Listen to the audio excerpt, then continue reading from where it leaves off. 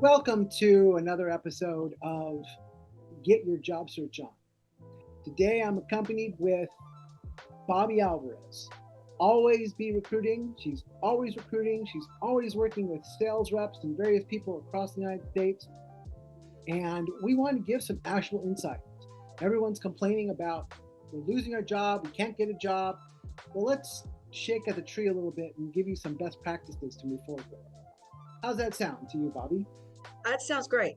And you bring up a good point about people complaining instead of being excited that they're being at least acknowledged. There's so much social media for them to reach out to. We got to stop the negativity. We got to get everybody in a more positive mode. Absolutely. One thing I like to tell people when they're interviewing, Tom, is they need to go and remember who the gatekeeper is. Forget the ATS. Think now about you're going to your interview and you're in your car. There's a receptionist or there's a security guard looking at a screen, looking at security screens for the parking lot. They see you before you even come in. So you don't want to be getting dressed in the car. You don't want to be vaping before you get into the office. You're going to find when you walk in there, if you don't get that interview, somebody saw something that they didn't like.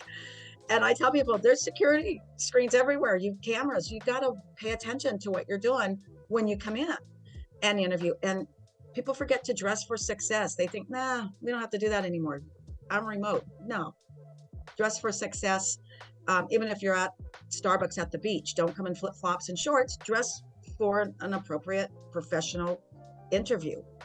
The new normal has caused people to relax their personal Yes. expectations. Yes. And the carryover is not necessarily a positive. And I think that one needs to look their best, whether it's online or in person. Absolutely. The other thing I'd like, when you were talking about resumes being looked by somebody outside the market, the other thing that I find is we do a lot of filler. If your job has 20 bullet points and it basically is doing things as opposed to showing your impact in that role, it's a waste of space. It's a waste of air. They are applying for jobs, right?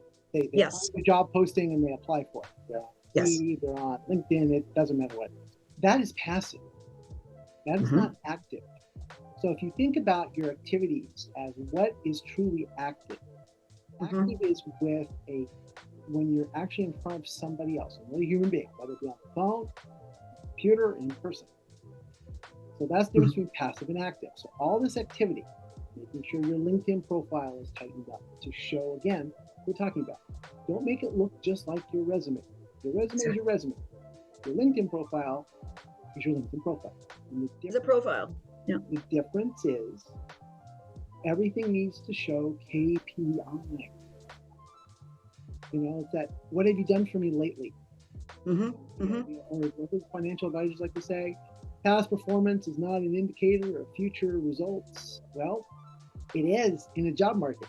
Your past performance is what they're paying for to deliver for their business.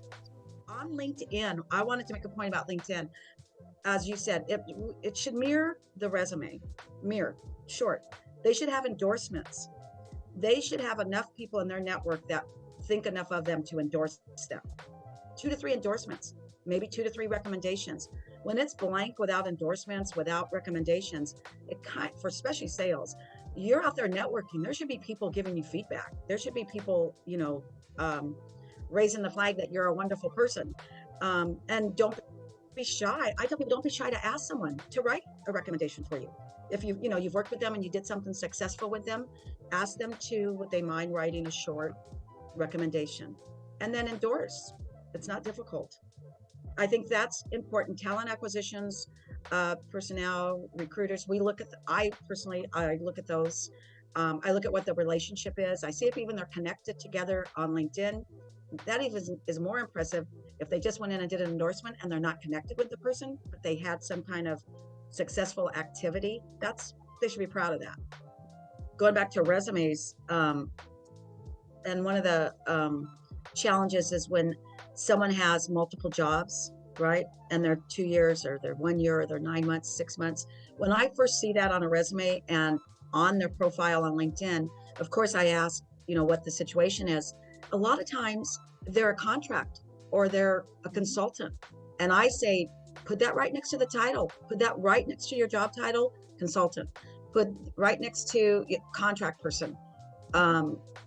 Also, if you've done volunteer work, definitely put community outreach on the resume.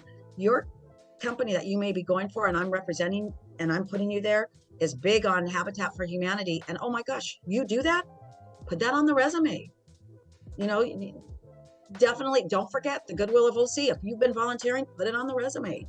But definitely if you have 2 and 3 jobs that are short term and they are contract or they're consulting or independent for short term, put that on there so that the reader says, oh, I get it now. I get it. What do you think about on LinkedIn, everybody talking about being ghosted, by their recruiters? I don't see it. I don't, is it just they didn't get the job and they're upset? Or is it that they really did get ghosted and they didn't follow up themselves and call that recruiter and say, hey, I've been trying to reach you and then only give them a couple tries, go somewhere else. There's plenty of recruiters out there. Well, call me. There's 2 battles here. Third-party recruiters like us versus internal recruiters. So a lot of times, external, yeah. I have a woman who I am a big fan of as a recruiter. She has a YouTube channel called Recruiter and Yoga Pants, Amy Miller. And she's worked on both sides of the table, inside and outside. She's currently working on a very niche inside recruiter for an engineering. So when we talk about this, the recruiter has a responsibility to several layers. One of them is the candidate. Yeah. And quite often, we're all human beings, and some people do get left behind. I really like the networking that recruiters do and getting into different industries, which, how we met, right? That was just, I've never been to any of those lunches and I've been successful at those networking events. And I love the fact that all these individuals, different industries, share their businesses and what they're doing, because it makes me more knowledgeable when I'm recruiting for someone outside of my normal, comfortable level of document management, since I spent my whole life there.